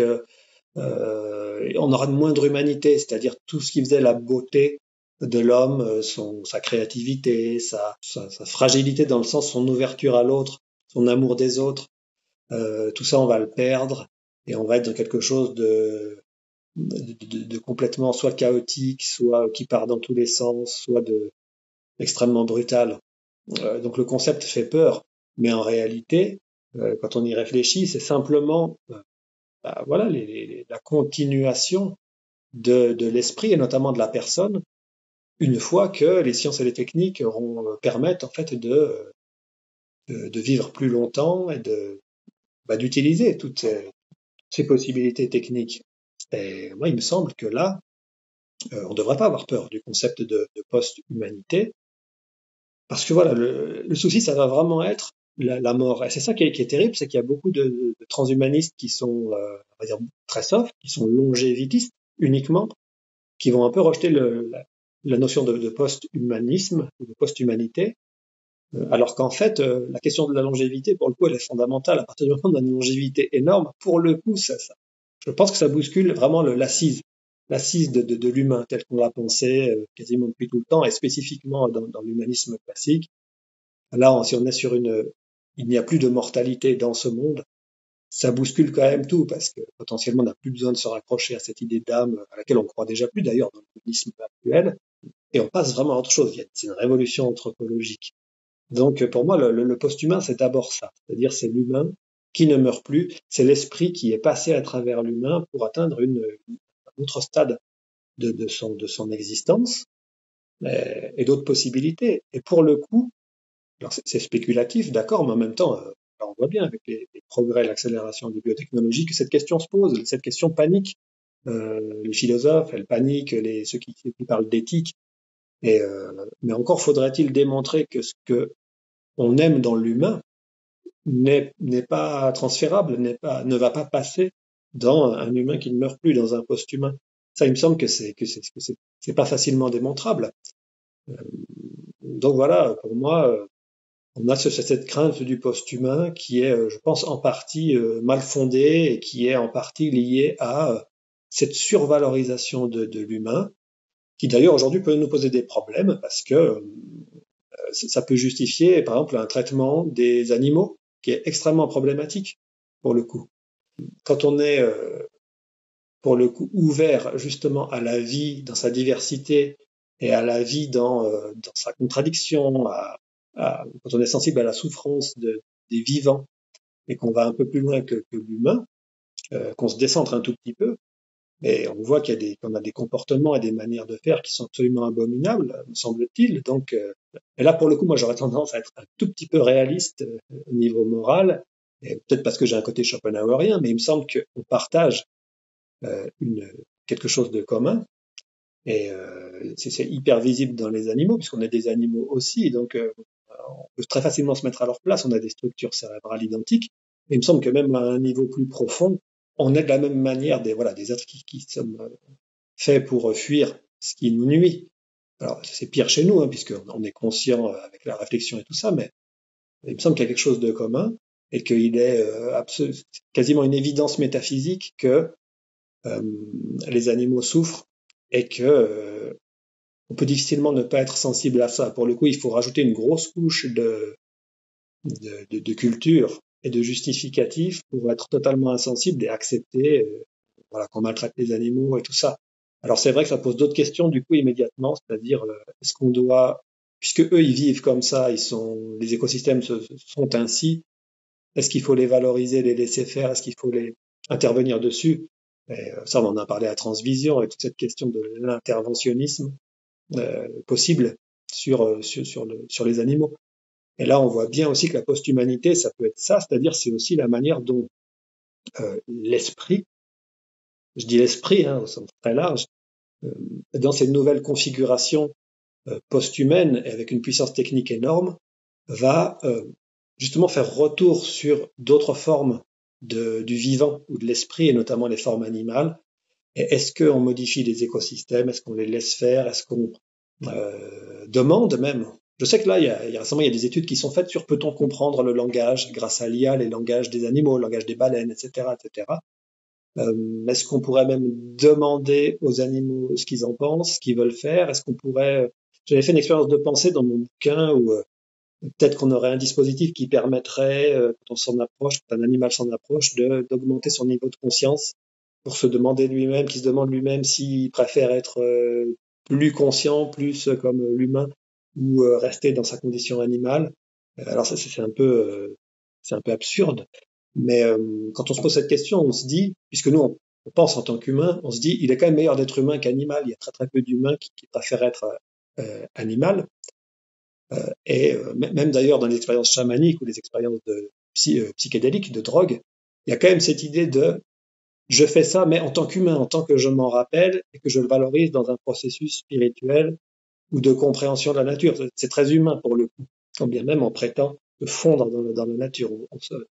C'est toujours très humain, ces fusions, en fait. Donc, voilà, il me semble que le post-humain, ça recouvre tout ça, et c'est absolument pas quelque chose qui doit faire peur. Il me semble que, alors, j'aime pas dire hyper-humain ou plus humain que l'humain, parce que là, on reste dans l'idée d'humain, il y a un peu un fétichisme de l'humain, mais vous voyez l'idée. C'est que si effectivement on pense que ce qui compte dans l'humain, c'est au-delà du mot, c'est l'esprit, c'est la réflexivité, c'est la bonté, c'est l'ouverture à l'autre, c'est l'exploration, tout ça ne peut que passer et se continue en fait son aventure dans le post-humain. Est-ce qu'on pourrait dire que d'une certaine façon le post-humain est différent de nous d'une façon similaire à nous que nous sommes différents des bonobos par exemple, dans ce qu'on peut dans la capacité, l'étendue de nos capacités à accéder à des choses qui sont que les bonobos ne pourraient même pas souhaiter désirer en fait. Ouais. Oui, c'est très possible. Et là, dans ce cas-là, on voit qu'il y a quand même un saut et que du coup, le post-humain est une rupture aussi parce que il y a des choses communes et je pense on est tout à fait en capacité d'être en empathie et d'être dans la compréhension avec les bonobos. D'ailleurs, on le voit, c'était dans les années 90-2000, le bonobo Kanzi et le professeur Chou, je crois qu'elle s'appelait, elle parlait avec une tablette. Le bonobo parlait avec une tablette électronique avec des symboles et il avait un vocabulaire et une syntaxe vraiment fascinante. Et il y avait quelque chose de commun, il y avait une communication, il y avait une empathie. Mais en même temps, ouais, on voit qu'il y a quand même une rupture. L'humain, pour le coup, ça lui ouvre à quelque chose et un univers qui est beaucoup, beaucoup plus vaste, beaucoup plus grand, beaucoup plus profond, beaucoup plus complexe, qui pour le coup est capable d'intégrer en partie effectivement l'univers du bonobo, du singe et des autres animaux. Le post-humain, certainement, voilà, il sera aussi ouvert à des choses qui qu'on peut difficilement penser aujourd'hui. Et pour le coup, je crois qu'il conservera quelque chose de commun avec ce qu'était l'homme. D'ailleurs, peut-être qu'il restera, je ne sais pas, des humains. Hein. Peut-être que certains voudront pas passer, ou peut-être que le post-humain décidera de conserver toute l'histoire naturelle, quoi, hein, les animaux et tout ça, je ne sais pas. Il est très possible qu'il y ait cette possibilité de communiquer, mais qu'en même temps, ça ouvre sur quelque chose d'absolument différent et prodigieux. Donc peut-être qu'il y aurait un saut comme ça. Et dans ce cas-là, on a l'idée de rupture. On a l'idée de rupture. Mais si vous voulez, moi, si je voulais être chauvin un peu, je dirais que ce qui très vraisemblablement va passer de l'humain au post-humain, s'il y a un post-humain et qu'il y a vraiment une rupture, je dirais que c'est la devise française, égalité, liberté, fraternité.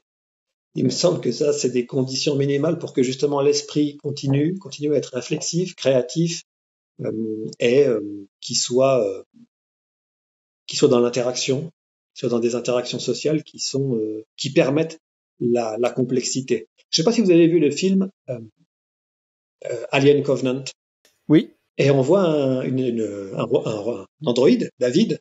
Pour le coup, il pourrait être l'épouvantail du post-humain, parce qu'en fait, on a un individu qui est pour le coup très créatif, très intelligent, très fort, plus que les humains, et qui semble être un être pour le coup hyper solitaire, on a des doutes sur sa considération pour les humains, parce qu'apparemment il a l'air d'avoir tué quasiment tout le monde, et il est dans sa logique de je m'amuse et je crée avec les xénomorphes, les aliens et tout ça. Et là, on aurait l'image vraiment du post-humain qui est pas du tout dans l'interaction avec les autres. Mais il me semble que c'est un épouvantail parce que un être comme ça qui serait complètement replié sur lui-même, je pense qu'il perdrait justement cette altérité venant de l'extérieur et toute la richesse de l'intersubjectivité, des interactions avec d'autres êtres au moins aussi puissants, voire plus puissants que lui. Et ça, il me semble que ça générerait à la fin un effondrement par appauvrissement. Et d'où le fait qu'il me semble que l'égalité, la liberté et la fraternité, c'est vraiment quelque chose qui est indispensable à la vie même de l'esprit. Je le pense théoriquement, peut-être que c'est une erreur, je me trompe, mais pour le coup, si vraiment c'était catastrophique, à mon avis, comme je disais tout à l'heure, il y aurait une régulation naturelle, mais je crois pas. Je crois que vraiment, c'est ça le devenir de l'esprit pour lui. Et justement, sur la route vers la transition, enfin la route vers le post-humain, elle n'est pas forcément toute bien claire et toute rose, on va dire. Tu mentionnes dans le livre aussi que le transhumanisme aidera à devenir meilleur et la phase de transition vers le post-humain sera ascendante, ou alors elle accentuera encore plus la brutalité humaine et la transition sera une descente aux enfers. Donc qu'est-ce qui pourrait mal tourner justement dans cette transition vers le post-humain? Est-ce que c'est ce que tu as mentionné avec l'épouvantail c'est quoi, c'est David dans le... Non, là je crois pas. Pour le coup, je crois pas qu'un David soit possible ou pensable, parce qu'à mon avis, il serait trop pauvre en lui-même. Par contre, ce qui pourrait être catastrophique, pour le coup, c'est quelque chose qui n'est pas lié aux sciences et aux techniques en tant que telles. C'est lié à l'humain, ou du moins à l'organisation politique telle qu'elle est aujourd'hui. C'est-à-dire les sciences et les techniques nous donnent un peu plus de pouvoir de nuisance et une utilisation justement pour la domination, une utilisation inégalitaire pourrait être vraiment quelque chose de catastrophique. Ça accentuerait le désastre écologique, ça accentuerait les problèmes sociaux, ça accentuerait la servitude, l'asservissement des uns sur les autres, ça accentuerait l'idée qu'on n'est que dans des rapports de prostitution, il n'y a que l'argent et tout ça. Et vous avez remarqué d'ailleurs que je dis c'est ascendant ou c'est catastrophique, mais pour la transition, j'évoque pas la possibilité qu'en fait la transition ne se fasse pas. Et parce que ce serait le plus catastrophique, c'est-à-dire que mettons, il y a un désastre écologique qui arrive trop tôt, on n'est pas capable d'avoir les ressources techniques et politiques pour l'affronter. Et là, mettons, il y a un effondrement de l'humanité. Et donc, les sciences et les techniques s'arrêtent. On est dans la cata et l'humain, par exemple, disparaît. Ça, pour moi, c'est la chose la plus effrayante dans un sens, parce que ça obligerait à refaire un cycle. C'est-à-dire peut-être l'humain disparaîtrait et moi, je crois que la nature reproduirait au bout d'un moment un être conscient. Parce que pour le coup, dans cette ontologie de l'information à la Kurzweil, les processus, puisqu'ils sont récursifs, finissent toujours plus ou moins par boucler sur eux-mêmes et créer de la complexité. Mais simplement, on serait reparti pour un tour et on aurait échoué à passer à une étape qui permettrait de soulager énormément la souffrance de tout être vivant dans le cosmos à terme. Et donc, ça serait très très problématique dans un sens parce que on aurait fait un tour pour rien en quelque sorte. Et du coup, j'aimerais juste peut-être rebondir sur un truc juste pour avoir ton avis là-dessus, c'est-à-dire que dans cette idée que finalement l'univers, d'une certaine façon, aurait besoin de l'humain en tout cas, que l'humain ou qu'une espèce intelligente, consciente, atteigne un niveau de capacité très avancé qui permettrait de faire une extropie, quoi. Est-ce que tu penses que cette responsabilité, elle est seulement sur nos épaules ou il y a d'autres espèces intelligentes dans l'univers qui pourraient prétendre devenir des post-aliens d'une certaine façon, ou qui l'ont déjà fait? Ça, ouais, ça je sais pas, mais j'imagine que c'est probable. Il y a tous ces débats autour des paradoxes. Pourquoi est-ce qu'on n'a pas de vue d'extraterrestres, etc. Je sais qu'il y a une version de ce paradoxe qui est très intéressante et qui dit les distances sont tellement importantes que en fait entre la société source et la colonie, ça peut être tellement loin qu'il n'y a pas vraiment de communication. Et il y a des colonies qui pourraient décider de ne pas explorer l'univers. Et en fait, ça ferait des trous. Et donc, c'est tellement vaste qu'il y aurait peut-être plein d'endroits où il y aurait de tels trous. Et du coup, il suffit qu'on soit dans un trou où mettons une espèce intelligente a décidé de ne pas migrer pour que finalement on la voit pas, alors que bien ailleurs, ça se soit fait, quoi. Donc, c'est très possible que ça repose pas que sur nous, mais c'est pour le coup, c'est pour ça que je suis pas forcément humaniste ou humano-centré, parce qu'effectivement, il peut y avoir, je sais pas, même des poulpes intelligents sur d'autres planètes et qui finissent par développer des techniques et qui puissent porter aussi cette mission extropienne. Oui, ça, je pense que c'est tout à fait possible, mais pour l'instant, on n'a pas de preuves, on n'a que des indices éventuellement.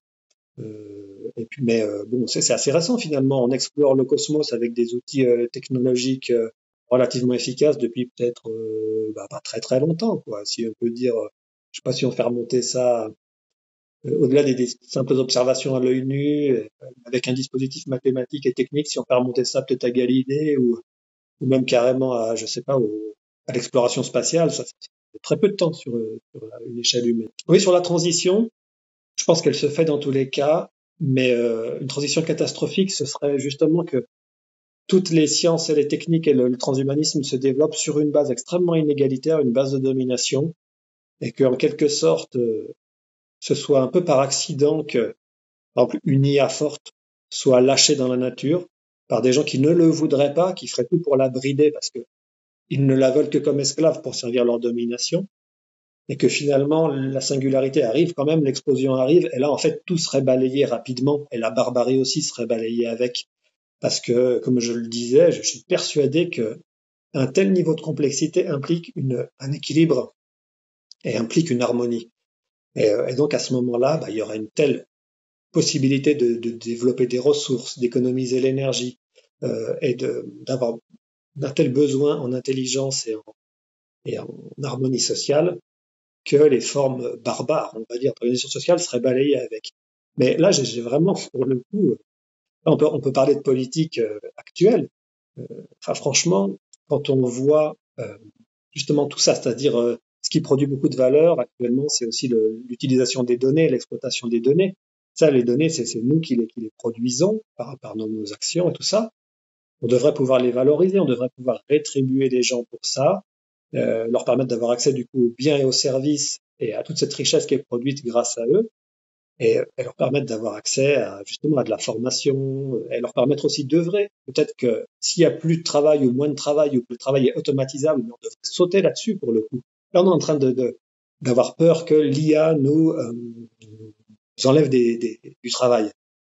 Mais par ailleurs, on va faire la chasse aux chômeurs, aux petits profiteurs d'allocations, voilà, qui vont gratter 100 € par-ci par-là, mais par rapport à ce qu'on fait, ce qui est possible, mais enfin, on devrait être à fond dans le développement de ces techniques et donner accès aux biens et aux services quasiment gratuitement, en échange de l'exploitation des données, même d'une manière anonymisée. Je veux dire, il y a énormément de choses à faire là-dessus. On pourrait donner accès justement à tout ça, de sorte qu'il n'y ait plus forcément besoin d'utiliser beaucoup la voiture, l'avion. Il y a énormément de possibilités de vivre beaucoup mieux, de manière beaucoup plus humaine, beaucoup plus intelligente, me semble-t-il aujourd'hui. Mais on a des politiques qui sont, qui sont pris dans la conservation d'un monde ancien en fait, mais qui est déjà fini. Et c'est ça qui me frappe. C'est ça qui me frappe quand on voit les discours politiques, et notamment des gouvernements actuels en France, un tel manque de vision et une telle parce que les conséquences sont quand même assez brutales. Hein. C'est-à-dire que là, aujourd'hui, tel que c'est, de fait, les gens vont souffrir de toutes ces mesures. Il y a des inégalités énormes. Puis, potentiellement, il y a des crispations identitaires, il y a de la guerre, il y a des conflits entre territoires, entre pays. Enfin, c'est absolument abominable.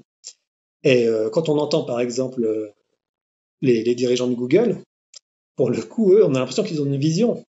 Ils ont une vision et ils disent ce monde-là est déjà un peu fini. Forcément, il faut réfléchir au revenu universel, il faut réfléchir au fait que l'homme puisse ne plus travailler, mais par exemple œuvrer. Il y a énormément de choses à faire au niveau politique, au niveau associatif, au niveau de prendre soin les uns des autres, au niveau artistique, au niveau de la science. On a ce problème de conservation du monde ancien et avec des politiciens aussi insignifiants. C'est vrai que ça peut faire peur. Peut faire peur parce que les enjeux sociaux et écologiques sont énormes, ils sont extrêmement menaçants. Et avec des politiciens comme ça, franchement, ça peut faire peur. C'est pour ça que je disais transhumanisme ou barbarie. Mais j'ai quand même l'espoir que si c'est barbarie, le transhumanisme arrive quand même et nous sorte de là. Et puis une question qui se pose aussi d'un point de vue transhumaniste, c'est la fin du monde, l'eschatologie finalement. À quoi pourrait ressembler cette eschatologie, disons, d'un point de vue transhumaniste? Qu'est-ce qu'elle aurait de particulier par rapport aux autres? C'est marrant que tu dises fin du monde, parce que pour le coup, voilà, on peut l'entendre en deux sens, hein, c'est-à-dire qu'est-ce qu'il y a au bout, à la fin, mais il y a aussi le fait que ça s'arrête. Et souvent, il y a des craintes. On nous dit le transhumanisme est menaçant. Et il y a deux grandes craintes qui reviennent. La première, c'est de dire le transhumanisme va nous coincer dans des automatismes, finalement dans la reproduction du même. C'est-à-dire les transhumanismes détestent l'autre, détestent l'altérité, c'est le même, et c'est Jean-Michel Beignet parle de ça, un empiré, c'est-à-dire un paradis figé.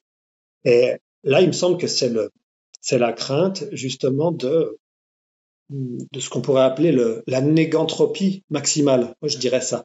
C'est-à-dire, c'est l'inverse d'un chaos et d'une dispersion, mais les choses seraient tellement rangées, tellement toujours les mêmes, tellement parfaites, qu'elles ne bougeraient plus. Et ça, il me semble, si on reprend la définition de l'information de Bateson, une différence qui fait la différence, lui, en anglais, ça donne different that makes a difference. Si on a une négantropie comme ça maximale et que c'est figé, on est dans une sorte de néant. Et là, pour le coup, il y a une fin du monde. Il y a une fin de l'esprit et il y a ça ressemble beaucoup à, vous savez, l'idée de gelée grise. C'est l'idée en nanotechnologie, si le réplicateur se réplique lui-même à un tout petit niveau, tout l'univers devient une sorte de bouillie grise totalement informe. Tout est le même. Et quand tout est le même, il y a plus rien qui existe, puisque pour que quelque chose existe et soit pensé, connu, il faut qu'il y ait du contraste. Donc il faut qu'il y ait de l'autre. Et il faut que l'autre et le même soient en interaction. Dans mon bouquin, je parlais de ça, c'est-à-dire d'un point de vue plus psychologique, un microcycle de bonheur.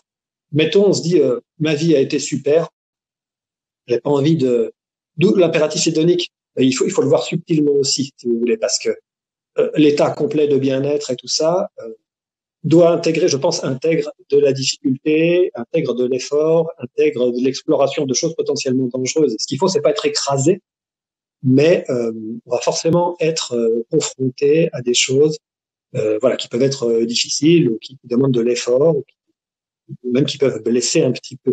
L'essentiel, c'est juste de pas être écrasé, parce que sinon, on pourrait se dire, voilà, je veux pas être confronté du tout à quelque chose d'aversif, quelque chose de négatif, et donc, ma vie a été super, je veux la revivre en boucle dans un ordinateur, dans un truc numérique. Finalement, on va se dire, cette vie très grande, mais il y a des moments un peu moins bons, donc je vais finalement choisir la meilleure journée. Et dans cette journée, il y avait aussi des heures un peu moins bonnes. Donc, je vais choisir vraiment le moment paroxystique. Et en fait, en faisant ça, on pourrait avoir un microcycle de bonheur qui dure une fraction de seconde, qui se reproduit à l'infini. Et là, on serait dans une sorte de gelée grise psychologique. Donc ça serait la première fin de l'univers en tant que destruction par la perfection et le même. Donc, je pense que pour le coup, ça s'annulerait tout seul, comme tout néant. La deuxième crainte, c'est l'inverse, c'est-à-dire l'univers se détruit et termine par le chaos. Par exemple, il y a une telle explosion de diversité, les post-humains sont tellement à se singulariser qu'en fait ils s'atomisent, et il y a une séparation finalement, et ils n'ont plus rien en commun, et il y a une dispersion totale. Et là, ça reviendrait peut-être à une sorte d'entropie maximale. Mais là, pareil, c'est une autre forme du néant par le chaos. Et pour le coup, entre les deux, je pense que forcément l'avenir du monde est entre les deux, et donc il est dans le fait d'explorer du nouveau, d'être créatif, et dans une sorte d'équilibre entre être toujours soi-même et pouvoir changer. Donc, à mon avis, l'avenir, c'est à la fois le souci de soi, parce qu'il faut se conserver un minimum soi-même, mais le souci aussi de l'autre. D'où le fait qu'au niveau politique, je suis convaincu que la politique post-humaine, ça reviendrait en quelque sorte aussi à quelque chose de très démocratique, parce qu'il faudrait être à la fois jaloux de son pouvoir et de ses puissances, mais aussi soucieux du pouvoir de l'autre. Donc quelque chose d'assez assez égalitaire. Mais aussi au niveau affectif, je pense qu'il y aurait, parce qu'on doit aller quand même plus loin que ça, puisque pour se modifier et se transformer, il faut être capable d'être vraiment touché par l'autre. Et quand on dit vulnérabilité, moi je l'entends plus comme ça, être touché par l'autre, plutôt que d'être maladif ou d'être mortel. Hein. C'est d'être accepté d'être touché par l'autre, c'est-à-dire d'être dans, pour le coup, c'est un geste d'amour. L'autre est considéré en tant que tel, l'autre est intéressant et l'autre peut vraiment me modifier. Et du coup, je suis en état, par amour, de sacrifier une partie de moi-même pour me modifier et pour être en lien, en interaction avec l'autre. Et il me semble que ce serait ça le post-humain. Et du coup, un post-humain, contrairement à l'humain qui est quand même justement très fragile et la plupart du temps, sa vulnérabilité tend à le rendre agressif, méchant, égoïste, un post-humain qui serait extrêmement puissant, c'est un peu le risque inverse. C'est-à-dire qu'il pourrait risquer de justement être un peu indifférent aux autres. Et du coup, il aura certainement besoin d'avoir une philosophie ou peut-être une religion, justement, une spiritualité qui l'ouvre sur l'autre. Et d'où le fait que ça sera certainement post-humain aura certainement j'imagine qu'il aura une spiritualité qui soit fondée à la fois sur la personne et sur l'amour. Et qui devra aussi gérer ses propres modifications, son propre devenir, voilà la manière dont il peut s'intégrer à ce qui sera peut-être une forme de conscience universelle, parce qu'on peut tout à fait imaginer effectivement qu'il y a une intelligence artificielle aussi, enfin pas artificielle, mais quelque chose de collectif, comme un aspect collectif de notre conscience.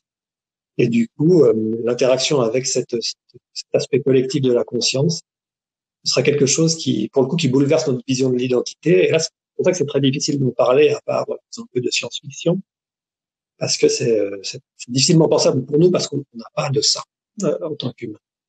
Voilà, je vois l'eschatologie plutôt comme ça, qui pour le coup n'est pas figée. C'est-à-dire, ça nous permettra d'explorer. Je crois effectivement que plus on connaît, et plus du coup le périmètre de l'ignorance et des choses à connaître augmente. Que de toute façon, voilà, on connaît toujours par contraste, donc ce qui est éclairé ne peut l'être que parce qu'il y a une part qui est plus obscure. Et donc on est tout le temps, c'est indéfini en quelque sorte. Donc je crois pas moi comme une fin ou quelque chose de figé. Quoi. Bah c'est une bonne façon de conclure ça. Je pense qu'on a fait voilà, on est arrivé à parler de la fin, l'eschatologie justement, et donc cette idée de fin non définie qui pourrait perdurer finalement encore plus, puisque si on atteint nos objectifs d'eschatologie, d'extropie. Quand on regarde la fin de l'univers, par exemple, la réponse que Internet va nous donner, c'est la réponse des cosmologistes, qui va être de dire il y a plusieurs théories aujourd'hui, il y a le Big Freeze, la mort thermique de l'univers, ou le Big Bounce, donc ce serait plus la matière noire qui gagne le défi, enfin sa bataille contre l'énergie noire. Quand on y réfléchit, il y a des sortes de côté presque on est presque sur du Star Wars, quoi. C'est le côté obscur contre la lumière, quoi. Mais en gros, il y a toujours quelque chose qu'elle laissé de côté dans ces discussions, c'est le rôle de l'intelligence. Effectivement, je pense que quand on projette vraiment l'intelligence sur des énormes échelles de temps, alors soit elle n'est plus parce c'était un phénomène transitoire, ou alors elle a continué à se complexifier, à atteindre un niveau de capacité, de puissance, ce qui lui permettrait d'agir vraiment sur l'univers lui-même et d'empêcher sa fin potentielle, quoi. Merci d'avoir suivi cet épisode. Si ce genre de contenu vous plaît, je vous invite à aller sur la chaîne YouTube The Flares où vous retrouverez les autres épisodes du podcast Humain Demain et aussi la série La Prospective. Mais vous aussi, vous retrouverez des essais vidéo, des documentaires et autres friandises. Tout ça est sur notre site également. Si vous voulez nous soutenir, vous pouvez le faire financièrement sur Tipeee, YouTube ou en achetant nos contenus premium sur le site, mais tout simplement en partageant ou encore de nous écrire une revue ou un commentaire. C'est une façon simple et rapide de nous donner un véritable coup de pouce. Merci et à bientôt.